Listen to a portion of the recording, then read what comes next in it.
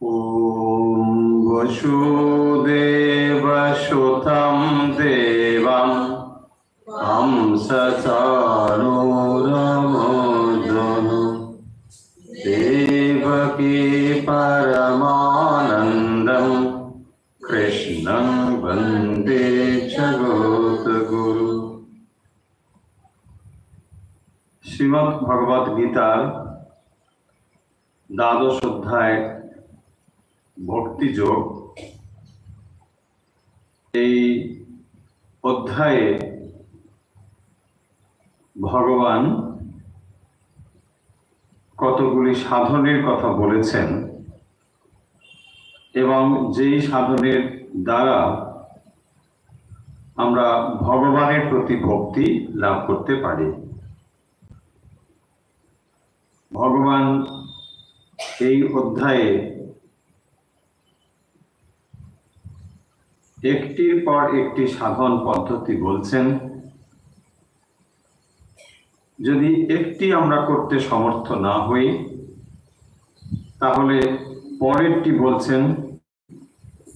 এই রকম বেশ কয়েকটি সাধন পদ্ধতি তিনি বলছেন। যেমন তিনি বলছেন, অথ চিত্তম সমাধাতুম ন শক্নোষি ময়ি স্থিরাম। যদি আমাকে তুমি চিত্ত এবং ময়ি সমাধাতুম ন শক্নোষি, তুমি যদি না পারো আমাকে মন সমর্পণ করতে, তাহলে অভ্যাস যোগেন তত মামিচ্ছাপ্তুম ধনঞ্জয়। ফলে যদি এটি তোমার স্বাভাবিক অবস্থা না হয় তাহলেও ভয় পাওয়ার কিছু নেই, তুমি অভ্যাসের দ্বারা এটি লাভ করতে পারবে। অর্থাৎ যদি নিরন্তর চেষ্টা করো তাহলে আমাতে মন স্থাপন করতে পারবে। কারণ অনেকে জন্মগতভাবেই মন ঈশ্বরে স্থাপিত করতে পারেন। যারা পারেন তারা পারেন, কিন্তু যারা পারেন না তাদেরও ভয়ের কিছু নেই। তাই ভগবান বলছেন, অভ্যাস যোগেন তত মামিচ্ছাপ্তুম ধনঞ্জয়। তারাও যদি এটাকে অভ্যাস করেন, তার মানে এই কথার দ্বারা আমরা এটাও বুঝতে পারলাম যে ভক্তি জিনিসটি অভ্যাস এর ফল। ভক্তিও অভ্যাস করা যায়। যেমন আমরা বলেছি যে ভক্তি প্রথমে কাব্যইদি ভক্তি এবং তারপর পরাভক্তি। অর্থাৎ যে ভক্তি আমরা অনুশীলন করছি বা অভ্যাস করছি সেটি নিশ্চয়ই পরাভক্তি নয়, কিন্তু তার মানেও তো আবার এ নয় যে আমরা চেষ্টা করলে তা অর্জন করতে পারি না। ভক্তি যেমন উপায়, আবার ভক্তি উদ্দেশ্য। সেই জন্যে ভক্তিকে উদ্দেশ্য এবং উপায় দুটি বলা হয়। অর্থাৎ যে পথ অবলম্বন করে আমরা ঈশ্বরের দিকে অগ্রসর হব সেটি ভক্তি, আবার চূড়ান্তে যে লাভ করব তাকেও বলা হবে ভক্তি। ভক্তির স্বরূপ হচ্ছেন ভগবান, বা ভগবানের স্বরূপ হচ্ছেন ভক্তি। তাই ভক্তি লাভ করবার জন্য যে পথ তাকেও ভক্তি বলা হয়। তাই বলছেন অভ্যাস যোগেন তত মামিচ্ছাপ্তুম ধনঞ্জয়। তাহলে অভ্যাসের দ্বারা এটা করা যেতে পারে। তারপরে বলছেন অভ্যাসে আপি অসমর্থসি। যদি তুমি এটাও না করতে পারো, মানে আমি অভ্যাস করতে পারবো না, তাও যদি না পারো, মত কর্ম পরম ভাবা। মত কর্ম পরম ভাবা, মত কর্ম পরমা মানে আমাতে কর্ম সমর্পণ করো, এবং এটাই হচ্ছে পরম, অ্যাবসলিউট। মত কর্ম পরায়ণ মানে সোজা কথা, আমার কর্ম করো। তুমি এতদিন কি করতে? তোমার কর্ম করতে। মানুষ দেখবেন সততই তো তার ভেতরে কর্মের প্রবৃত্তি রয়েছে, মানুষ কর্ম করেই চলেছে এবং এই কর্মের দ্বারাই আবার তার বন্ধনও তৈরি হচ্ছে। স্বাভাবিক প্রবৃত্তি আমাদের কর্মের দিকে, কর্ম না করে এক দণ্ড থাকতে পারি না, এইটাই যেমন আমার স্বভাব। তাই বলছেন কর্ম কিভাবে করতে হবে এটা যদি আমরা জেনে যাই, একই কর্ম বন্ধনের দিকে নিয়ে যেতে পারে, আবার ওই কর্ম মুক্ত করে দিতে পারে। তাহলে আসল কর্ম নয়, কর্মের প্রতি দৃষ্টিভঙ্গি বা কিভাবে কর্মটি করছি, এটি হচ্ছে মূল বিষয়।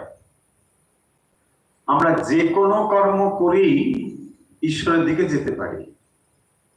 সেই জন্য আধ্যাত্মিক জগতে এরকম বলা যায় না যে এই কর্মের দ্বারাই তুমি ঈশ্বরের দিকে যেতে পারবে আর এই কর্মের দ্বারা হবে না, এ কথা বলা যায় না। যে কোনো কর্মের দ্বারাই আমরা ঈশ্বরমুখী হতে পারি, আবার ওই একই কর্মের দ্বারা আমরা কিন্তু বন্ধনের ভেতরেও পড়তে পারি, এটি মনে রাখতে হবে। তাহলে আসল কর্মের ব্যাপারে বন্ধন অথবা মুক্তি নির্ভর করে না, নির্ভর করে কর্মের দৃষ্টিভঙ্গি বা কিভাবে কর্মটা করছি, কিভাবে মানে ইন হোয়াট প্রসেস, নো মানে ইন হোয়াট মোটিভ, কি মোটিভটা রয়েছে আমার ভেতরে, এইটি হচ্ছে মেন ব্যাপার। এবং তার দ্বারাই আমরা কর্মের বন্ধন অথবা মুক্ত হতে পারি। যখনই আমি দেখছি আমি কর্ম করছি কর্তা, ডেফিনেটলি তার রেজাল্ট আমার কাছে আসবেই আসবে, এটাকে কেউ বন্ধ করতে পারবে না।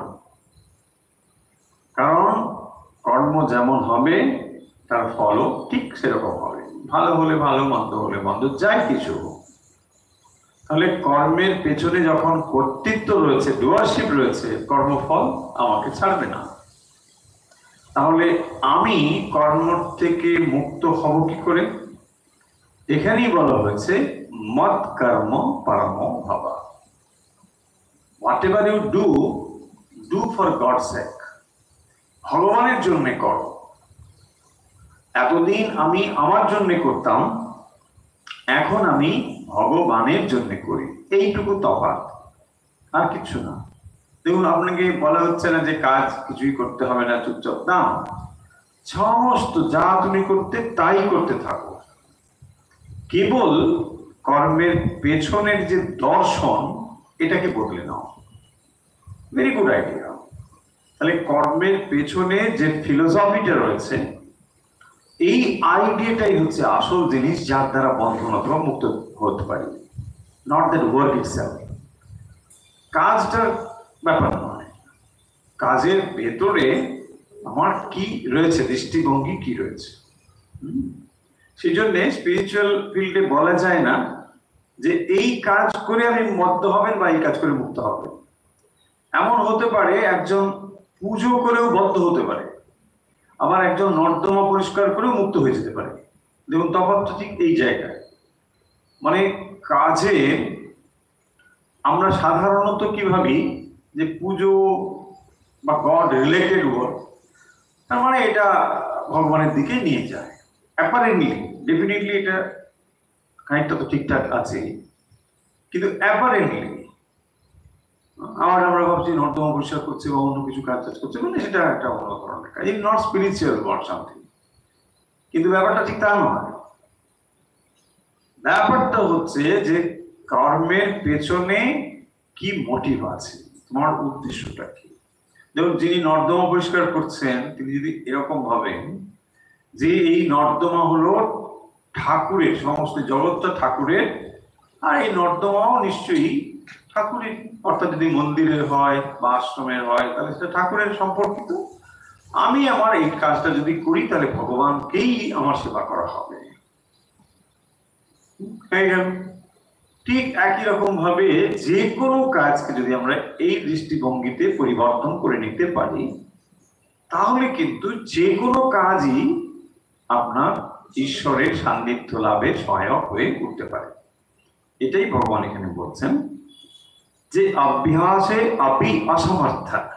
তুমি যদি বলো যে আমি এইরকম করে পারবো না, মানে আমি অভ্যাস করে তারপরে চিত্তকে ভগবানে সমর্পণ করব, এখানেও একটা একটা অভ্যাস রয়েছে। এখন অভ্যাস অনেকে করতে পারবে, আবার অনেকে পারবে না এই জন্য ধরুন অভ্যাস করতে গেলেও তার জীবনযাত্রার উপরে একটা নিয়ন্ত্রণ থাকতে হবে। ধরুন এমন একজন মানুষ, তার জীবনযাত্রাটাই এমন একটা বাউন্ডুলে ব্যাপার, তো তাকে আপনি রুটিনে নিয়ে আসতে না পারলে অভ্যাসটা সম্ভব না। অভ্যাস মানে সেম জিনিস এভরিডে করতে হবে, তাই না? এটা অভ্যাস না। তাহলে অভ্যাস করতে গেলে একই সময় আপনাকে করতে হবে, আর একই সময় করতে গেলে আপনার জীবনযাত্রার নিয়ন্ত্রণ অবশ্যই দরকার। দেখুন না, যদি আপনি একটা মেডিসিনও খেতে বলেন ডক্টর যে 8টার সময় রোজ সকালে খাবে, তাহলে আপনাকে 8টার সময় খেতে হবে। আর একদিন 8টায় খাবেন, একদিন 10টায় খাবেন, একদিন 2টোয় খাবেন, হবে না। তার মানে আপনার জীবনযাত্রার ভেতরে একটা ছন্দ শৃঙ্খলা অবশ্যই রাখতে হবে। দেখুন, যাদের জীবনে এই শৃঙ্খলাটুকুও নেই এমন অনেক মানুষ থাকতে পারে, তো তারা অভ্যাসে অসমর্থ পারবেন না। যেমন গিরিশবাবুর কথাটা একটু স্মরণ করতে পারেন। ঠাকুরকে বলতেন, দেখো আমার খাওয়ার ঘুমোনো এসব সময় ঠিক নেই, বলতে না, যদি শুতে যাওয়ার সময় আবার ডাকবি, খেতে যাওয়ার সময় আবার ডাকবি, এসব বলেছে। বলছে আপনি বলতে পারেন, কিন্তু আমার ওসবেরও কিন্তু মানে ঠিক নেই, কবে হয়তো 2টোর সময় খাচ্ছি, কবে আবার 5টায় খাচ্ছি, এরকম হতে পারে। ফলে এরকম মানুষ থাকতে পারে। এই যে অভ্যাসে আপি অসমর্থা, হ্যাঁ, বলছে না অভ্যাস করতে পারবে না, আরে একটু যোগ্য ন। দেখুন, গিরিশবাবুর ভিতরে অনেক আগ্রহ ছিল, ঠিক আছে, কিন্তু এটা তার টনটনে জ্ঞান ছিল যে গুরুর কাছে মিথ্যেটা বলবো না, তাই না? যা বলবো একবারে ওটা মেনে চলবো, এদিকে টনটনে ছিল, গুরুর কাছে এইসব বলতে নেই। ফলে তিনি যে কথাটা পারবেন না সেটা দিচ্ছেন না, যে না মশাই আমি তা তো পারবো না, এমনি একটা কথা দিয়ে দিলাম, সেটা হবে না। সেই জন্য অভ্যাসে আপি অসমর্থা। তুমি যদি অভ্যাস করতেও না পারো, তাহলে একটা কাজ করো, মত কর্ম পরম ভাব, মত কর্ম পরায়ণ হও। যা করবে আমাতে আমার কর্ম করে বলে সমর্পণ করে কাজ করো। যা কিছু, যখনই আপনি যা কিছু করছেন, every moment try to remember that God is there and His work I am doing, I am performing His work, duty, His work. তো সব সময় যদি এই জিনিসটা আমাদের মনে থাকে, তাহলে অটোমেটিক গড রিমেম্বারেন্স হয়ে যাচ্ছে, যেটা আপনার জবের থেকে কোনো অংশে ন্যূন নয়। আপনি ভেবে দেখুন, হয়তো ভাবতে পারেন যে আচ্ছা জব করা ঠিক আছে, একটা টাইমে অভ্যাস, নো, এইটা কিন্তু তার থেকে আরো কঠিন। ভগবান বলতে যদি না পারো এটাই করো, বাট এটা অনেক বেশি কঠিন ওইটার থেকে। আপনি সকাল সন্ধ্যে যদি জব করতে বলেন, ঠিক আছে, সম্ভব আই ম্যানেজ ইট, নো, হয়ে গেল। কিন্তু যদি বলে প্রতি মুহূর্তে যে কোনো কাজ মত পরায়ণ হয়ে করো, সব সময় এক গ্লাস জল আপনি পান করছেন, ঠিক আছে, ভগবানকে স্মরণ করে পান করছেন। খাদ্য গ্রহণ করছেন, তাও আপনি করছেন। যে কোনো মুহূর্তে, যে কোনো অবস্থায় গড রিমেম্বারেন্স যদি আপনি আনতে পারেন, এটা মস্ত বড় সাধন, মস্ত বড় সাধন। যে কোনো অবস্থায় ভগবানের স্মরণ নেওয়া, আমি যা করছি সর্ব, এইটি বলেছেন মত কর্ম পরম, আমার কর্ম পরায়ণ হয়ে। কারণ সমস্ত সৃষ্টি আমার, তাহলে সৃষ্টি যদি আমার হয়, তাহলে এখানে তোমার বলে কি আছে? তোমার কিছু নেই। তোমার যদি কিছু না থাকে তাহলে আমারই হলো। আর আমার যদি হলো এইটা মনে রেখে তুমি করো, ব্যাস তাহলে হয়ে যাবে। দেখুন, দুটো জিনিস বলা হয়, আপনি যদি আমার আমার করেন, ভালো করে আমার আমার করুন, হবে। আর না হলে আপনি ভালো করে তোমার তোমার বলুন, তাহলেও হবে। এর মাঝখানে কম্প্রোমাইজ করলে হবে না, কিছুটা আমার কিছুটা তোমার হবে না। মানে কি বলতে চাইছি, আমার আমার মানে আমার পুরুষকার, আমি আমার চেষ্টায় ভগবান লাভ করবো, ব্যাস ঠিক করো, খারাপ কিছু নেই। এটা হচ্ছে আপনার পুরুষকারকে আপনি সমর্থন করছেন এবং সেভাবে আপনি এগিয়ে চলেছেন, ঠিক। আবার যদি বলেন যে না, তোমার তোমার আমার কিছু নেই তোমার, এটা হলো মানে দৈবকে আমি এখানে নির্ভর করছি, ঈশ্বর নির্ভর হয়ে আমি কাজ করছি। তাহলে হয় আমার আমার বলুন, আর নয় বলুন তোমার তোমার। তার মানে সবই তোমার, এই জগৎ সংসার তোমার, যা কিছু কর্ম সবই তোমার, ব্যাস আমি আমার পাঠটুকু করছি, বাট তোমাকে আমি সমর্পণ করে দিচ্ছি, রেসপন্সিবিলিটি আমার নেই। আবার এখানে একটু কথা রয়েছে, এই যে অনেক সময় আমরা তোমার কাজ বলে খানিকটা মানে দায়িত্বহীন মতন হয়ে পড়ি, ভাবি যে এটা তো ভগবানের কাজ, দায়িত্বহীন হলে কোনো ক্ষতি নেই। নো, এই জায়গাটা কিন্তু আমাদের ঠিক রাখতে হবে, যে ভগবানের কাজ করছি মানে দায়িত্বহীন হয়ে যাওয়ার ব্যাপারটা এখানে নেই, পূর্ণ দায়িত্ব থাকবে, কিন্তু প্রতি মুহূর্তে মনে রাখতে হবে যে এটা ভগবানের কাজ, ব্যাস। ভগবানের কাজ এটি মনে রাখলে তাহলে আমি থেকে যে আমিত্ব তৈরি হতে পারে, যখন দেখুন কর্তৃত্ব আমার, তাহলে এখান থেকে আমিত্ব আসবে। আর আমিত্ব মানে অহংকার, অহংকারই হলো বন্ধনের কারণ, আর কিছু না।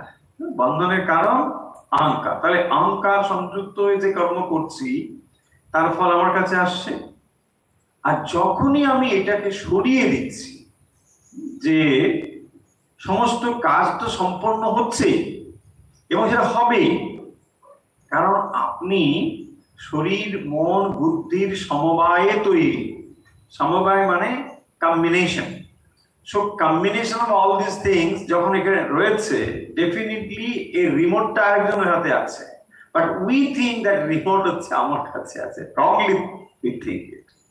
সো যখনই আমরা ভুল করে এটা ভাবছি, তখনই আমি কর্তৃত্ব করতে শুরু করেছি।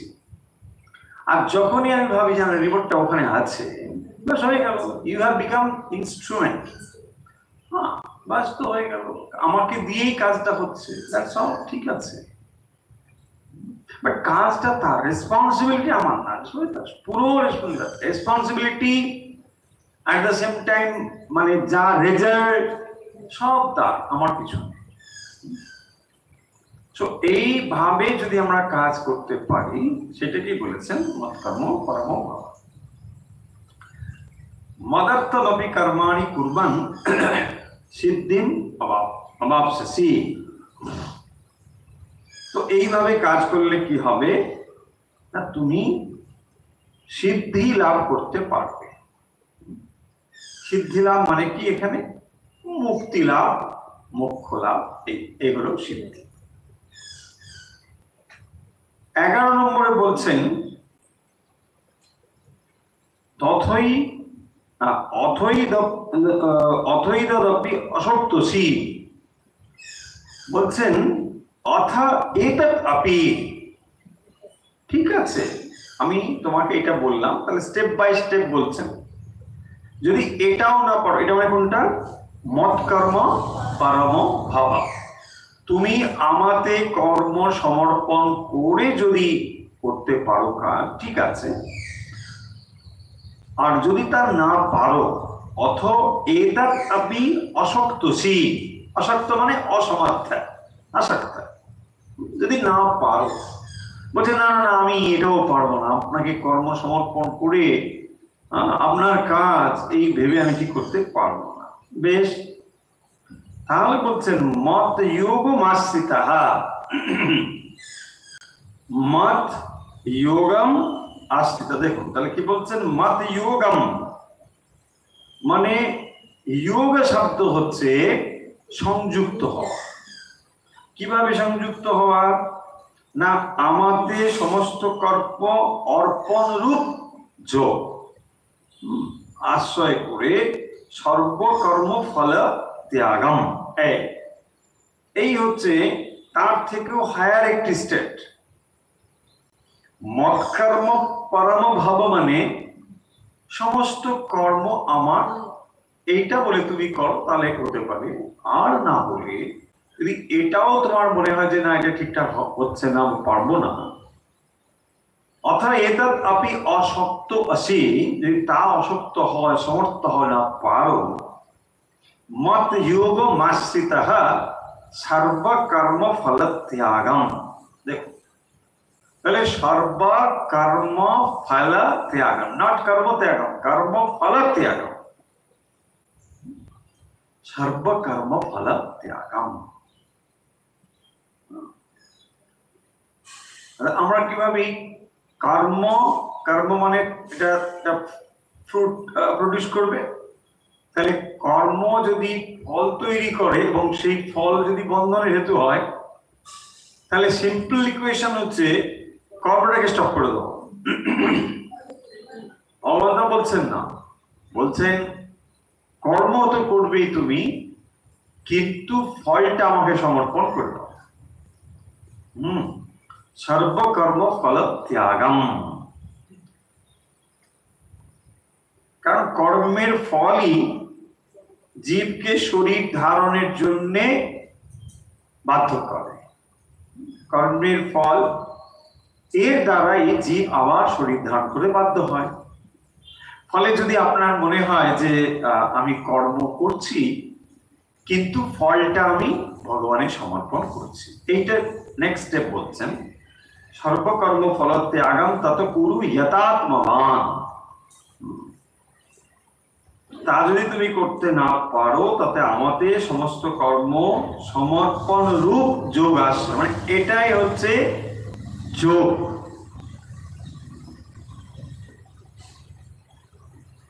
যোগ আপনাকে করতে হবে। যোগ মানে ঈশ্বরের সঙ্গে সংযুক্ত হওয়া। এবং এই হচ্ছে কর্ম আর কর্মযোগের মধ্যে তফাৎ। কর্ম বন্ধনের দিকে নিয়ে যায়, কর্মযোগ মুক্তির দিকে নিয়ে যায়। তার মানে যদি ঈশ্বরের সঙ্গে সংযুক্ত হয়ে যে কর্ম তা হলো কর্মযোগ, আর বাকি যে কর্ম তা হলো কর্মভোগ। তাহলে কর্মযোগ কি করে হবে? যোগ মানে ঈশ্বর, সেই জন্য মানে যোগেশ্বর, যোগী হচ্ছেন ঈশ্বর। কর্মযোগ মানে ভগবানের জন্য যে কর্ম, সোজা কথা। এখন দেখুন আপনি বলতে পারেন যে আচ্ছা ভগবানকে বাদ দিয়ে তো কত মানুষ কত কাজ করছে, সেখানে তারা ভগবানকে কি ধরে কাজ করছে? তা করছে না। তার ফল কি তারা পাচ্ছে না? নিশ্চয়ই পাচ্ছে। তার মানে দেখুন কর্ম, কর্মফল, আবার কর্মফল ভোগ, আবার কর্ম, এই যে চক্রটি, এইখানে ইকুয়েশনে একটা ভুল আছে, এই যেখানে ঈশ্বরকে সংযুক্ত করা হয়নি। সেই জন্যে এই ফর্মুলাটা বন্ধনের দিকে নিয়ে যাবে। এই ফর্মুলাটা সব ঠিক আছে, কিন্তু এর মধ্যে ঈশ্বরকে সংযুক্ত করা হয়নি। তার ফলে কর্মের ফল যা যা সম্ভব সবই পাবেন আপনি। আমি কর্ম করলে তার যা ফল, অর্থ, নাম, যশ, খ্যাতি যা সম্ভব সব পাবেন আপনি, কোনো সমস্যা নেই। কিন্তু একটা জিনিস আপনার হবে না, আপনি মুক্ত হতে পারবেন না। যদি আপনি মুক্ত হতে চান তাহলে আপনাকে ঈশ্বরের সঙ্গে যুক্ত হতে হবে। এই শুধু একটু জিনিস, আর কিছু না। মানে ওই ফর্মুলাটার ভেতরে যে কর্ম যাচ্ছে, এই কর্ম প্লাস যোগ বা ঈশ্বর, তারপরে ফল সমর্পণ, এইটুকু করলেই বাস হয়েছে। দেখুন সিম্পল ইকুয়েশন। তাহলে ইকুয়েশনের মধ্যে একটু অন্য কিছু অ্যাড করে দিতে হবে, আর সেটাই এখানে বলছেন মৎকর্ম পরম ভাবা অথবা সর্বকর্ম ফল ত্যাগম। সমস্ত কর্মফল ত্যাগ করে দাও, তাহলে হয়ে যাবে। বারবার ভগবত গীতা কর্মফল ত্যাগ মানে কর্মত্যাগ নয়, এটা মনে রাখতে হবে। আমরা ভাবি কর্মফল ত্যাগ মানে কর্ম ত্যাগ নয়। কর্ম অবশ্যই অবশ্যই করতে হবে, কিন্তু তার ফলটা ঈশ্বরে সমর্পণ করতে হবে। একমাত্র তাহলেই আমরা কর্মের বন্ধন থেকে মুক্ত হতে পারব। সমস্ত কর্ম ঈশ্বরে সমর্পণ করতে, এবং সেই জন্য দেখবেন যে উপাসনা আমরা করছি, হয়তো তাকে আমরা কর্মের থেকে একটু আলাদা রকমই ভাবছি। আপনি জব করছেন, তো জবটা কি? সেটাও কিন্তু কর্ম। উপাসনা এটাও কর্ম, কর্ম উপাসনা। আপনি তার তীর্থে যাচ্ছেন, তার ভক্ত সঙ্গ করছেন বা ভক্তের সেবা করছেন, যা কিছু করছেন, এটাও তো কর্ম। এটাও যদি আপনি সমর্পণ বুদ্ধিতে না করতে পারেন, এটাও আপনাকে অহংকার নিয়ে আসবে। এটাও সমর্পণ বুদ্ধিতে। সেই জন্য দেখবেন জব সমর্পণ রয়েছে, তাহলে মনে হয় জব সমর্পণ করার কি দরকার। সমর্পণ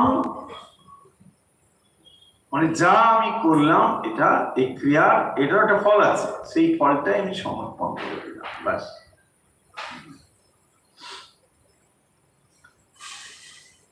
যদি আমি সমর্পণ করে দিই, দেখুন যা আপনি সমর্পণ করে দিয়েছেন তার থেকে আপনি এক্সপেক্ট করতে পারেন না, এবং যখনই আপনি এক্সপেকটেশন ছাড়া কিছু প্রাপ্ত হন, সেটা কি? এটা প্রসাদ, ব্যাস।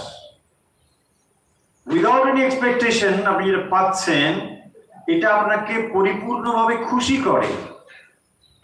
যেখানে আপনার এক্সপেকটেশন রয়েছে, সেখানে যা কিছু পান আপনি খুশি হতে পারেন না। এই আমি চাঁদা দিয়েছি, এত আমাকে তুমি ছোট আপেলটা দিলে, কারণ আমি চাঁদা দিয়েছেন, আমার করতে হবে। বাট যেখানে কোনো এক্সপেকটেশনই নেই, বিয়ন্ড অল এক্সপেকটেশন, আপনি যা পাচ্ছেন, ইউ আর ভেরি হ্যাপি। ও বা আমি তো আশাই করিনি, হ্যাঁ তুমি আমাকে এটা দিয়েছো, আই এম সো হ্যাপি। সেখানে আপনি যা পাবেন ওটা প্রসাদ। প্রসাদের সিগনিফিকেন্স হচ্ছে এইটাই। প্রসাদ মানে there will be no modification। আপনি প্রসাদকে এইটা বলেন না যে হ্যাঁ একটু লবণ হলে ভালো হতো, অমুক হইলে, এর সঙ্গে যদি একটু বেশ আদার রস টস, ঠিক তাই না? Any modification, no, nothing. আপনি কিছু চান না, যা হয়েছে ভালো হয়েছে, খুব সুন্দর হয়েছে, দাও, ভগবান গ্রহণ করেছেন, তাই না? দেখুন আপনি কোনো মানে অল্টারেশন কোনো কিছু ওখানে আপনি চান না, যে না না এটাকে এই করতে হবে, না না কিছু, ঠিক আছে, চল, ভেরি গুড, খুব সুন্দর। ওয়াই? সেম থিং কিন্তু যখন আপনি প্রসাদ জ্ঞানে নিচ্ছেন না, এই দেখুন আপনি যদি রেস্তোরাঁ বা অন্য কোথাও খান, ওই একই জিনিস হয়তো খাচ্ছেন, দেখুন কিরকম চেঞ্জ হয়ে যায় না? হ্যাঁ, দিতে পারিস না ভালো করে দেখে, কোথায় দিচ্ছিস, হ্যাঁ এই টেবিলে দিবি, এরকম দিবি, কত রকম আমাদের ফরমাল তৈরি হয়ে যায় না? Because we expect something from there, কি ও আমাকে ঠিকঠাক মতো সার্ভ করুক, এটা করুক, কারণ আমি পে করছি না। দেখুন জিনিসটা কিরকম, প্রসাদের থেকে তফাৎটা কিরকম। সো প্রসাদের ক্ষেত্রে আমাদের কোনো এক্সপেকটেশনই থাকে না, কেবল ওখানে সেই জন্য স্পিরিচুয়াল ভ্যালুটা আসতে পারে। প্রসাদে সর্বদুঃখানাম হানিরস্য পজায়তে। প্রসাদ থেকে প্রসন্নতা হয়। যদি আপনার মনে প্রসাদ গ্রহণে প্রসন্নতা না হয়, তাহলে প্রসাদ গ্রহণ হলো না। এই পায়েসটা দিলই না, এরকম করে চলে গেল, আরে দিদি কি আর যা দিদি, হ্যাঁ ওইখানে পায়েস দিয়ে দিল, আমার পায়েস, আরে কি করে, তাই না?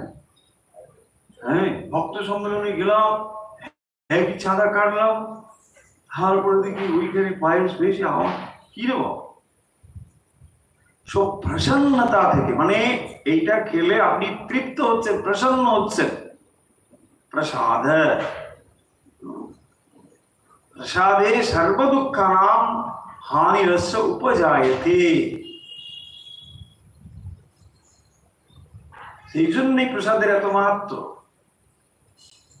তা নাহলে কি আছে প্রসাদে, তো এই একই জিনিস না, ডাল সবজি ভাত যা খান ওই তো প্রসাদই খান, বলি তো এই তফাৎটা ওইখানে, তাই না? যে কোনো প্রসাদের ভেতরে দেখবেন আমাদের একটা পরম তৃপ্তি ভাব থাকে। কেন কি এটা আমরা মনে জানি, ভগবান গ্রহণ করেছেন। আবার এটাও তো ঠিক যে ঠিক ভাবে প্রসাদ যদি মানে ভগবানের কাছে নৈবেদ্য নিবেদন করা হয়, তিনি কিন্তু তা গ্রহণ করেন। এমন ভাববেন না যে গ্রহণ করলেন কিনা কি জানি, মনে হয় করলেন না, করেন। মায়ের কাছে প্রশ্ন করা হয়েছিল, মাতার উত্তর দিয়েছে, ঠাকুরের কাছে প্রশ্ন উত্তর আছে। বলছেন দেবতার দৃষ্টি সূক্ষ্ম রূপে ওই প্রসাদকে স্পর্শ করে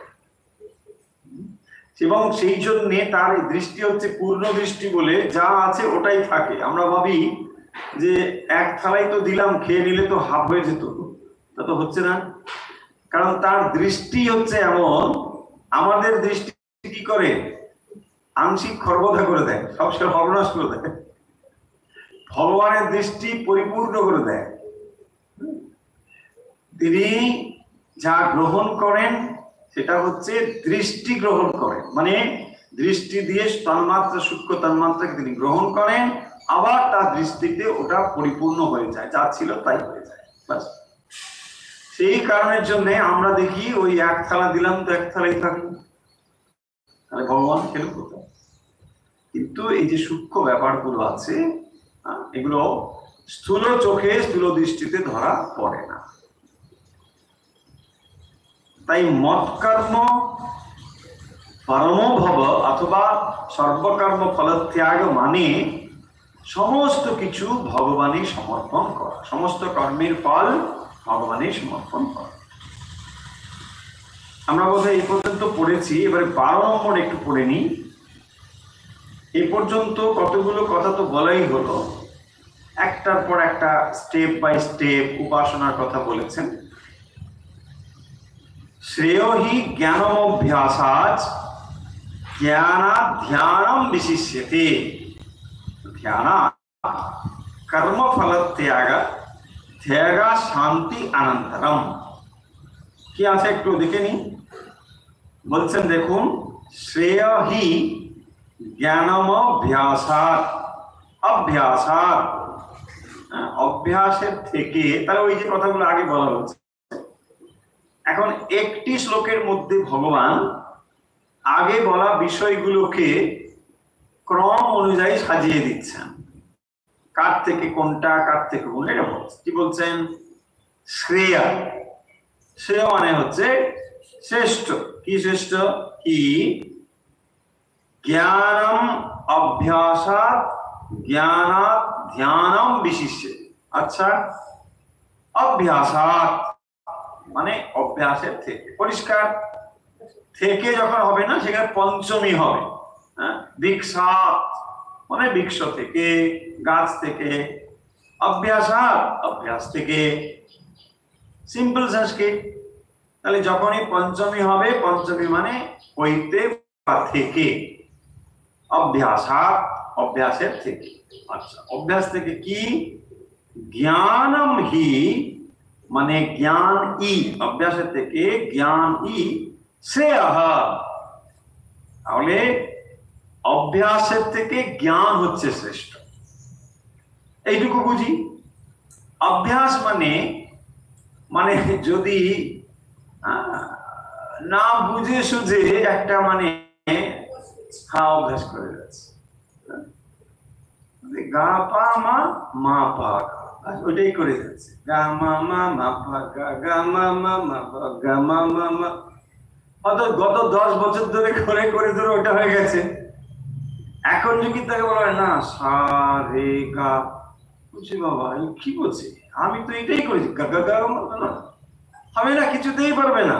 দ্যাটস হোয়াট কি বলছেন, অভ্যাসাৎ জ্ঞানম শ্রেয়ঃ, মানে আননেইংলি একটা বোকার মতন অভ্যাস করার থেকে জ্ঞানম শ্রেয়ঃ। আচ্ছা, বোঝা যাচ্ছে? সো অভ্যাস ইজ ওকে, বাট অভ্যাস করার আগেও তোমায় জানতে হবে তো। বোকার মতো যদি অভ্যাস করে নাও, সেই অভ্যাসটাই আবার নেচার হয়ে গেল। মুশকিল তাহলে দেখো এরকম কত অভ্যাস মানে বদ অভ্যাস আমাদের ভিতরে ঢুকে গেছে, বাট আমরা ওটাকে বার করতে এখন অত সোজা না, ঢুকে গেছে না, না অভ্যাস করে দিয়েছি। যে বদ অভ্যাস গুলো দেখুন ওগুলো তো অভ্যাসের মতোই ঢুকেছে, বদ হোক আর যাই হোক, সেই অভ্যাস গুলো আপনি বারবার করেছেন বলেই তো ঢুকেছে। দেখুন তাহলে যে কোনো অভ্যাস করবার আগে আপনাকে কিন্তু জ্ঞান সংযুক্ত হয়ে অভ্যাসটি করতে হবে। সেই জন্য দেখবেন বিদেশে এই নিয়মটি পালন করা হয়, প্রাইমারি লেভেলে পড়ানোর জন্য উচ্চ শিক্ষিত শিক্ষক শিক্ষিকা এখন করা হয়, বরং হায়ার ক্লাসে অতটা দরকার হয় না। দেখুন আমাদের এখানে উল্টো, মাধ্যমিক হলেই প্রাইমারি মাস্টারমশাই। কি সমস্যা, তিনি নিজেও অল্প জানেন আর যাকে পড়াচ্ছেন তার তো সর্বনাশ করে ছাড়ছেন, কারণ তার যদি অভ্যাস একবার হয়ে যায় আর সে জন্মেও বেরোবে না, একটা জীবন চলে যাবে কিন্তু অভ্যাসটা বেরোবে না, কিছুতেই বেরোবে না। এই হচ্ছে অভ্যাসের এক মুশকিল ব্যাপার, কিছুতেই বেরোবে না অভ্যাসের, এই হচ্ছে ব্যাপার। তাই বলছেন শ্রেয়হি জ্ঞানম অভ্যাসাৎ জ্ঞানাৎ ধ্যানম বিশিষ্যতে। কি বলছেন প্রথম না, অভ্যাসাৎ জ্ঞানম হি শ্রেয়ঃ, বোঝা গেল।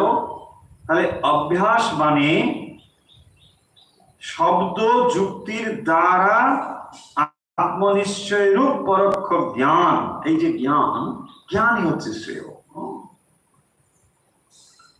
কেবলমাত্র যান্ত্রিক অভ্যাসের থেকে জ্ঞান সংযুক্ত হয়ে যে অভ্যাস, এটা হতে পারে।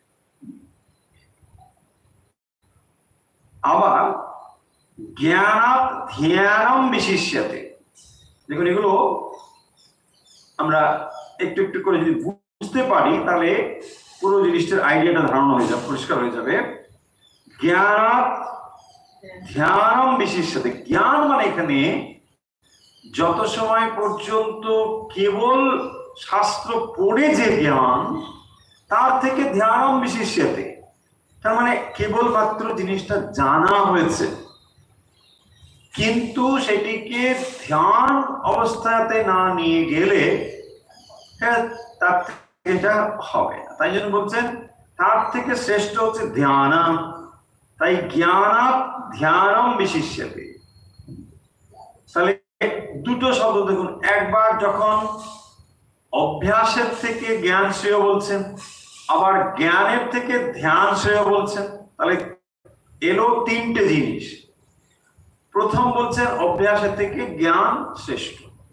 এই জ্ঞানটা কোন জ্ঞান না, এই জ্ঞানটা কেবল অযুক্তি যুক্ত যে জ্ঞান তা নয়, যুক্তি নির্ভর যে জ্ঞান, বিচার বিশ্লেষণাত্মক যে জ্ঞান, সেই যে জ্ঞান সেইটি হচ্ছে অভ্যাসের থেকে শ্রেয়। এবং তারপরে বলছেন যে এই জ্ঞানের থেকে ধ্যান শ্রেষ্ঠ। তার মানে যখনই জ্ঞান কেবলমাত্র পুঁথিগত জ্ঞান, কেবল শাস্ত্র অধ্যয়ন রূপ যে জ্ঞান, এই জ্ঞান অভ্যাসের থেকে ভালো। মানে একটা না বুঝে সুঝে কেবল করতে থাকো, তার থেকে এটা ভালো। দেখুন অনেকে ওটা করতে থাকে, মানে এটা করতেই থাকো বলে এটা করে যাচ্ছে, এটা ঠিক নয়। কেন করছো জানতে হবে, বলছে না করে যায় এটা করছে, আরে নো, অভ্যাস কেন করছো,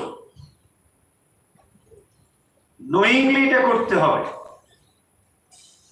যন্ত্রের মতো করলে হবে না। সেই জন্য দেখবেন বিশেষ বিশেষ শব্দ আপনি যদি তাকে ব্যবহারিক জগতে নামিয়ে নিয়ে আসেন, তাহলে তার গুরুত্ব বা প্রবণতাটি কমে যায়, সেটা যান্ত্রিক হয়ে যায়। কেউ কেউ দেখবেন আমরা যেমন কাউকে ড্রেস করি হ্যালো বাইরো, সেটা এখন অন্য একটা শব্দ ব্যবহার করা শুরু করেছেন কেউ সম্প্রদায়গত ভাবে, নাম বললে কেমন কেমন লাগবে শুনতে, সেটা বলছি না।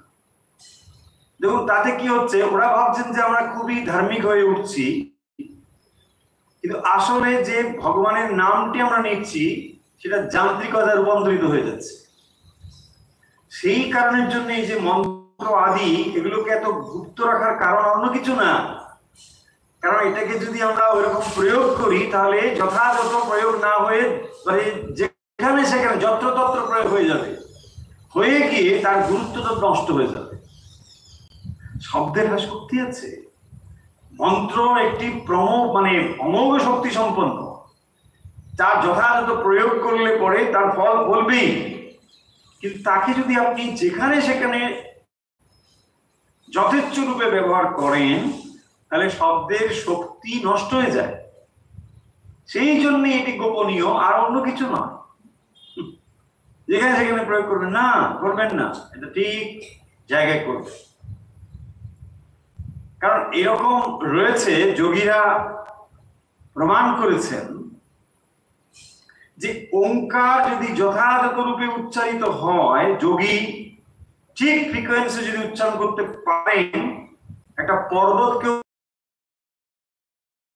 ফ্রিকোয়েন্সিতে ওইটাকে উচ্চারণ এমন করেন যে ওর ওই ধাক্কাটা গিয়ে ঠিক অতটা দূরে একটা পাহাড়কেও স্পর্শ করবে, পাহাড়টা মটমট করে আলাদা হয়ে যাবে। হতে পারে, এত পাওয়ারফুল। কিন্তু আমরা এগুলো ঠিক বুঝতে পারি না বলে আমরা ভাবি যে এগুলো কি, কিছু না। সেই জন্য দেখুন, জ্ঞানাৎ ধ্যানম বিশিষ্যতে। যখন আপনি কেবলমাত্র পুঁথিগত শাস্ত্রীয় কতগুলো জ্ঞান আওড়েছেন বলেই জ্ঞানী না, তার থেকে ধ্যান বিশিষ্যতে, ধ্যান, যিনি ধ্যান পরায়ণ, ধ্যান করছেন, ধ্যান করবার জন্য অগ্রসর হচ্ছেন, তাকে শ্রেষ্ঠ বলা হচ্ছে। কারণ তিনি থিওরিটিক্যাল নলেজকে প্র্যাকটিক্যাল নলেজে বা জ্ঞানকে বিজ্ঞানে কনভার্ট করবার জন্য প্রচেষ্ট হয়েছে। ফলে এইটাকে আমরা তার থেকে সেটা বলতে পারি। ধ্যান কর্মফল ত্যাগ। এবারে আর একটা স্টেপ এসে গেল। নেক্সট স্টেপ কি? কর্মফল ত্যাগ। দেখুন, ধ্যান কর্মফল ত্যাগ ধ্যানের থেকেও হায়ার। কোনটা? কর্মফল ত্যাগ। ধ্যানের থেকে কর্মফল ত্যাগ শ্রেষ্ঠ বলা হচ্ছে। ধ্যানের থেকেও কর্মফল শ্রেষ্ঠ। কেন? দেখুন, কর্মফল ত্যাগটাকে এত শ্রেষ্ঠ বলার কারণ কি? প্রশ্ন আসতে পারে না? আপনি ধ্যান তখনই করতে পারবেন যখন আপনার মন রাগ দ্বেষ বিযুক্ত হবে। কর্মের দ্বারা আমরা আসলে রাগ দ্বেষ সংযুক্ত হচ্ছি। কর্মের ভালো দিক আছে, যেমন কর্মের এই হচ্ছে খারাপ দিকগুলো রয়েছে। খারাপ দিক মানে সাবধানতার দিকগুলো, খারাপ ঠিক বলবো না, সাবধানতা। কারণ যে কোনো কর্মের ভেতরে দেখবেন রাগ উদ্দেশ্য তৈরি হবে। যখনই আপনি কর্মের ভেতরে রয়েছেন, আইদার কোনো জিনিস ভালো লাগবে, কোনো মন্দ লাগবে, যেটা ভালো লাগবে সেটা রিপিটেডলি করবার ইচ্ছে হবে, যে ইয়াস আমি এটা করেছিলাম, তো আমাকে করতে হবে, আমি আবার করছি, আবার করছি। সো রিপিটেডলি যখন আমরা করছি তাহলে কি হবে? ওখানে আমার রাগ যুক্ত হবে। আর দেশ কি? নেগেটিভ রাগ। যে জিনিসটি আমি পরিহার করতে চাই সেটাকে আমি সবসময় দূরে দূরে রাখতে চাইছি, তাহলে এটাও কিন্তু নেগেটিভ অ্যাটাচমেন্ট। তাহলে মাইন্ড যত সময় পর্যন্ত রাগ দেশ বিযুক্ত না হয়, সেই মাইন্ড কখনোই ধ্যান মানে সমাধিমগ্ন হতে পারে না। ধ্যান করবার চেষ্টা করতে পারে, সেটা আলাদা কথা, কিন্তু পরিপূর্ণ সমাধিমগ্ন মন রাগ উদ্দেশ্য বিযুক্ত না হলে অসম্ভব, অসম্ভব। দেখুন, সেই জন্য বিশেষত বলেছেন, তাহলে আপনি ধ্যান পরায়ণ হচ্ছেন ঠিক, কিন্তু যদি কর্মফল ত্যাগ না হয়, সর্বকর্মফল ত্যাগ, সেই জন্য বলছেন কর্মফল ত্যাগ। কর্মফল যদি আপনি ত্যাগ করে দেন, তাহলে দেখবেন আপনার মন ডেফিনেটলি সমাধিমগ্ন হবেই হবে। যে মনে রাগ দ্বেষ সর্বদাই বিরাজ করছে, সেই মন সমাধিমগ্ন হওয়া অসম্ভব, প্রায় অসম্ভব। সেই জন্য এই জিনিসগুলো আমাদের গুরুত্বের সঙ্গে চিন্তা করতে হবে। এ কথার অর্থ এই নয় যে সাধারণ জব দেন ছেড়ে দিতে হবে, তা নয়। ওটাও যেমন আমরা করছি, পাশাপাশি এই মনটিকে তৈরি করবার জন্য যেগুলো দরকার সেগুলো আমাদের ভাবতে হবে। আমার মন কেন সমাধিমগ্ন হয় না, আমার মন কেন ধ্যানমগ্ন হয় না? কারণ মনে সর্বদাই সংকল্প বিকল্প ও রাগ দ্বেষ চলছে। এই রাগ দ্বেষ সংকল্প বিকল্প সর্বদাই চলছে বলে মন সমাধিমগ্ন হচ্ছে না। রাগ উদ্দেশ্য বিভক্ত হতে হবে আমাকে, তবেই আমি সমাধিমগ্ন হতে পারবো। সেই জন্য এখানে ভগবান এই কথাটি বলছেন, ধ্যান কর্মফল ত্যাগ। তাহলে ধ্যানের থেকেও আরো হায়ার স্টেট হচ্ছে কর্মফল ত্যাগ। কর্মফল দেখুন, আপনি এভরিডে এক্সপিরিয়েন্সের মধ্যে এটা নিয়ে আসতে পারবেন। যখন আপনি ঘুমোতে যাচ্ছেন, মনের ভেতরে যদি থটস গুলো থাকে, সেই থটস আপনাকে কিছু ঘুমোতে দিচ্ছে না, তাহলে আপনি সমাধি মানে যখন মন সম্পূর্ণভাবে অ্যালার্ট আছে, অথচ বিষয় না থাকার ফলে থটস গুলো শান্ত হয়েছে। তার মানে আপনি নিদ্রা যে অনুভব করেন সেখানে অ্যালার্টনেস থাকে না। সমাধি অবস্থা হচ্ছে পূর্ণ অ্যালার্টনেস রয়েছে, অথচ মন বিষয়কে গ্রহণ করতে পারছে না, কারণ মনের বিষয়ই নেই আর গ্রহণ করবার মতো। তফাৎটা ভালো করে বুঝবো। সেই অবস্থাটি লাভ করতে গেলে তাহলে মনকে কতটা পিউরিফাই করতে হবে, তাহলে ওখানে আমি বুঝতে পারবো না। তাই বলেছেন ধ্যান কর্মফল ত্যাগ। ত্যাগ শান্তি অনন্তরম। এবার ত্যাগাত এরপরে এলো আবার ত্যাগের থেকে, মানে একটা মানে থেকে আর একটা বলছেন। ত্যাগের থেকে কি বলছেন? অনন্তরম শান্তি। ত্যাগাত শান্তির অনন্তরম। এবারে বলছেন কারণ কর্মফল ত্যাগের পরে অনন্তরম শান্তি, মুক্তি। ত্যাগেই হচ্ছে অনন্তর শান্তি। হ্যাঁ, ত্যাগাত শান্তি নয়।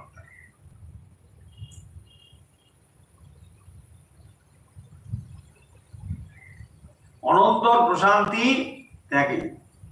তাহলে আমরা যে শান্তি পাচ্ছি না, কারণ ত্যাগ করতে আমরা পারছি না, সেই জন্যই শান্তিটা লাভ করতে পারছি না।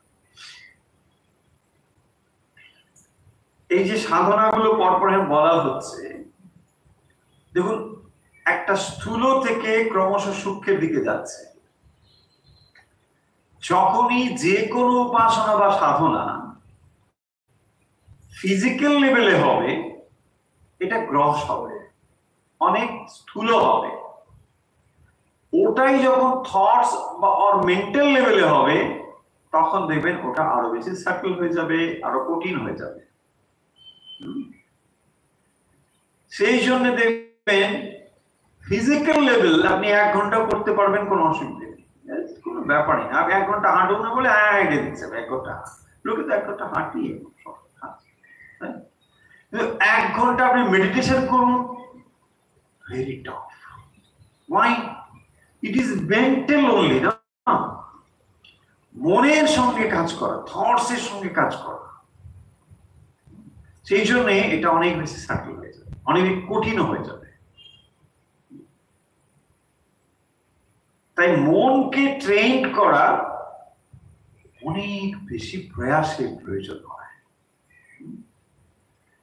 ফিজিক্যাল লেভেলে যে কোনো কিছু করাটা অনেক বেশি সহজ। আপনি পেশি বাড়াতে চান, চলে যান জিমে, এই হয়ে গেল, পেশি বেড়ে যাবে, কদিন পরে হয়ে যাবে না। ওয়েট লস করতে চান, অর্গেন করতে চান, যা কিছু করুন হয়ে যাবে। ফিজিক্যাল লেভেলে এনিথিং অনেক বেশি সহজ,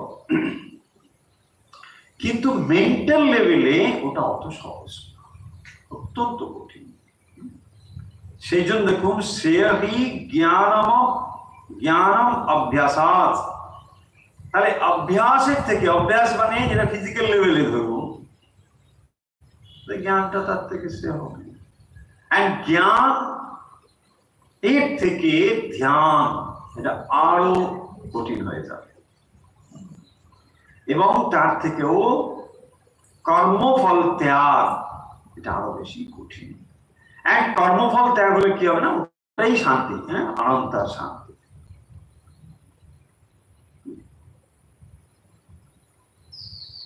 সেই অবধূতের গুরু কি আছে, চিল, যে মাছ নিয়ে যাচ্ছে, হ্যাঁ, যেই মাছটা ধরা রয়েছে, মানে উৎপাতের শেষ নেই। এই তারা করে তো ওই তারা করে, সেই তারা করে তো সেই তারা করে, যেই ফেলে দিল ব্যাস, ত্যাগা শান্তি আর বাস, এক্স্যাক্টলি। সেই জন্য বৈরাগ্য নেই বা ভয়ম বলা হয়, বৈরাগ্য। ব্যাস, যে মুহূর্তে আপনি ফেলে দিলেন না, ব্যাস হয়ে গেল, আর দেবেন আসছে না, ওই দিকে সব ছুটছে, ব্যাস। সেই জন্য দেখবেন, যখন আপনি কোনো ক্ষমতা, বিষয় ইত্যাদির সঙ্গে যুক্ত রয়েছেন, তখন দেখবেন মানে মানুষ আপনার পেছনে ছুটছে, কত কিছু। আবার যে আপনি ক্ষমতা থেকে সরে আসছেন, বিষয় থেকে সরে আসছেন, বার্তান ও পৃচ্ছতি কোপি না গিয়ে, কি দিদি কেমন আছেন, আর কেউ যখন আপনার অর্থ আছে, সকালে সন্ধে, দিদি ঠিক আছেন তো, ভালো আছেন তো, আমি কি ডাক্তার দেখাবেন, ও করুন, বাবা মানে কি আমার পরম ভিতরে, কারণ দেশের অর্থতত্ত্ব আছে, লোকে সেই জন্য খবর। আর যদি এটা না থাকে, কেউ জিজ্ঞাসাই, কেউ নিজের লোকও জিজ্ঞাসা করবে না, তাই না। বার্তানো পৃচ্ছতি কোপি না গিয়ে, হ্যাঁ, বাড়িতে আপনি পড়েও থাকেন, বাড়ির মেম্বাররাও জিজ্ঞাসা করবে না, হ্যাঁ, কি চা খেয়েছো, দরকার নেই, বুড়ো তো তার করে থাকবো, এদিকে চলো, ওদিকে যেও না বাবা, এদিকে চলো, গেলেই খপ করে কেসে আবার কি বলতে পারে, চলো, তাই না। দেখুন, বুড়ো হইতে সব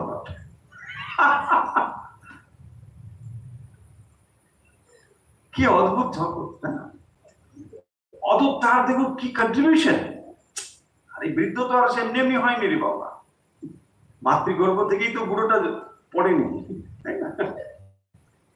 তো ধীরে ধীরে এখানে পেকেছে, আর এমনি তো পাকেনি, অনেক কিছু তো করেছে, এখানে কন্ট্রিবিউট তো করেছে, সেগুলো জাস্ট সব জিরো হয়ে যাচ্ছে, তাই না। দেখুন, আর কোনো ভ্যালু নেই, বলছে না ও জাস্ট গুড ফর নাথিং। কেউ জিজ্ঞাসা করে না, ওকে জিজ্ঞাসা করতে হবে না, বলতে না ও ঠিক আছে, ও কি যে 80 বছর 90 বছরের লোক, ও কিছু বুঝবেই না, ওই জিজ্ঞাসাই করুন, জাস্ট আপনি জিরো। হ্যাঁ, আপনার মতামতেরই কোনো দাম নেই। আপনি যে এত বুদ্ধি টুদ্ধি নিয়ে এত কিছু করে এসেছেন, হ্যাঁ, ও বাপ রে বাপ, তো জিজ্ঞাসাই করুন, বলে না ওকে জিজ্ঞাসা, কি ও কি বলবে, ও কি জানে আর কি, তো জানেই বা কি আর বলবেই বা। 12 নম্বরে দেখুন, আমরা এটা পড়লাম, এখানে আমরা স্টেপ গুলো পড়ছি, মানে ভগবান এই কথাগুলো আগে বলে দেওয়ার পরে এখন বলছেন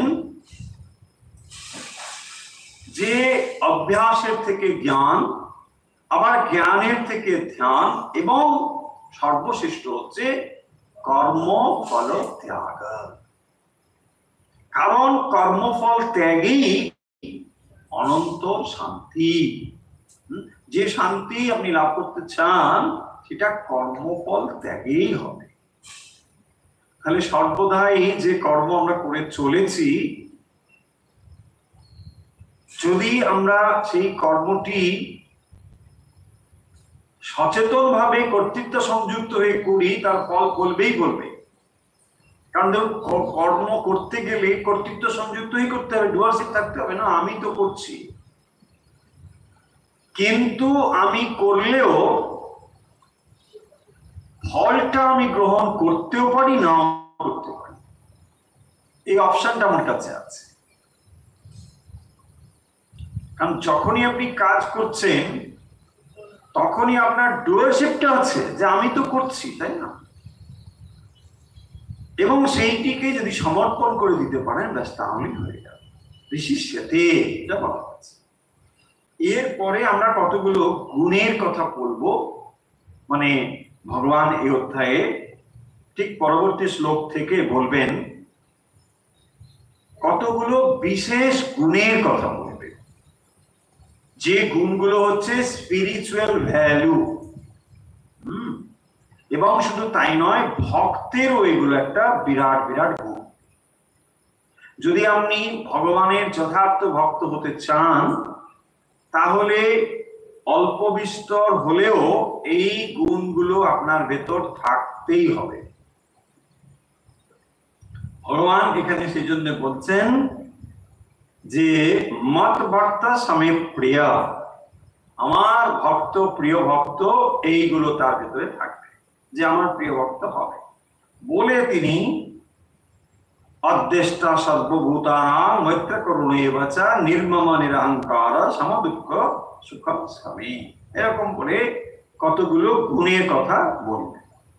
যার প্রথমটি হচ্ছে অদ্বেষ্টা, মানে দ্বেষ শুদ্ধ। দেখো, তাহলে মনের ভেতরে যদি দ্বেষ ভাব থাকে,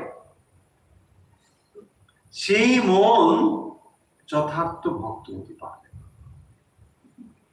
ভগবানের যথার্থ ভক্ত হলে তার ভেতরে মনকে দ্বেষ শূন্য হতে হবে। দ্বেষ, রাগ, দ্বেষ। দ্বেষ মানে হচ্ছে এটাকে অ্যাভয়েড করা। আমরা নর্মালি কেউ যে অপছন্দ করি, সে অ্যাভয়েড করি, এটাও আপনার মনের ভেতর থাকা চলবে না। তার মানে দেখুন, আপনি ভক্ত হতে গেলে এই জগতে যার যার সঙ্গে যেমন যেমন হয়ে থাক না কেন, তার সেটেলমেন্টটা করে নিতে হবে। মানে আপনার অ্যাকাউন্টটাকে পুরো সেটেল করে তারপরে আপনাকে ভক্ত হতে হবে। মানে ব্যালেন্স শিট আপনাকে ঠিকঠাক করে তারপরে কাজে লাগতে হবে। মানে আমি ওখানে একটু এরকম করে দিলাম, ওখানে একটু এরকম, না না না না না না না, এটা হবে না। আপনি কিছুতেই করতে পারবেন না। ঠিক আছে, ও যা, দেখেন আমি সন্ধ্যাবেলা জব ধ্যান করছি, আরে কিচ্ছু হচ্ছে না, সব জব আর ধান, কিচ্ছু হবে না। মনকে দেশ শূন্য করতে হবে। আচ্ছা, কি করে করবো? আজকে সময় নেই, তো আজ একটু এই পয়েন্ট করবো, একটু কথা বলবো, শেষ করবো। কি করে মনকে দেশ শূন্য করবো, তাই না? ডেফিনেটলি ধরুন, যে আপনাকে কষ্ট দিয়েছে তার প্রতি আপনার মনে একটা রাগ থাকতে পারে, একটা একটা একটা বিদ্বেষ ভাব থাকতে পারে। সেটেলমেন্ট এইভাবে আপনাকে করতে হবে যে তিনিও ভগবানের অংশভূত, তার জন্যও ভগবানের কাছে আপনি প্রার্থনা করবেন। আমি বলছি না যে তার কাছে কি হাতে পায়ে ধরতে হবে, তা বলো, দরকার নেই, সেটার কোনো প্রয়োজন নেই।